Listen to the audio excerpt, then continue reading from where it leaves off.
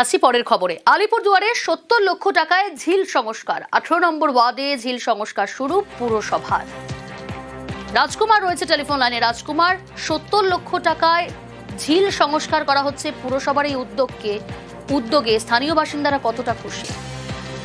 দেখো প্রিয়াঙ্কা, স্থানীয় বাসিন্দারা যার পরনাই খুশি। তার কারণ হচ্ছে আলিপুরদুয়ার শহরের মাঝখানে থাকা এই যে 13টা কিন্তু এইরকম বড় বড় ঝিল রয়েছে, যেগুলো মূলত জলাধার। সেগুলো নানান সময় নানান ইস্যু ওঠে, যেগুলো দখল হয়ে যাচ্ছে, কোনোটা দিয়ে জল পাস হচ্ছে না, বুঝে যাচ্ছে, এরকম নানান কিন্তু অভিযোগ ওঠে। সেই অভিযোগের মাঝখানে কিন্তু একেবারে 70 লক্ষ টাকা ব্যয় করে এই যে পুরসভা ঝিল সংস্কারের উদ্যোগ নিয়েছে, তাতে একেবারে পুরো নাগরিকরা যার পরনাই খুশি।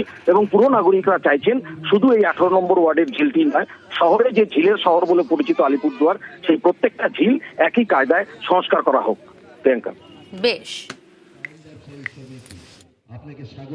আমাদের দীর্ঘদিনের আলিপুরদুয়ারের মানুষের যে দাবি ছিল ঝিল সংস্কার করে সৌন্দর্যায়ন করা, সেটা আজকে 70 লক্ষ টাকা ব্যয় হয়ে গেছে, ওয়ার্ক অর্ডার দেওয়া হয়ে গেছে।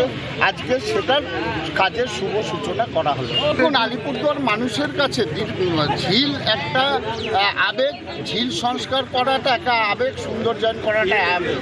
তাই আজকে এটা করতে পেরে আমরা নিজেরাও নিজেদেরকে ধন্য মনে করছি এবং আলিপুরদুয়ারের মানুষের যে স্বার্থে ঝিল সংস্কার, সেটা আমরা করতে পেরে নিজেরাও কিন্তু আনন্দিত।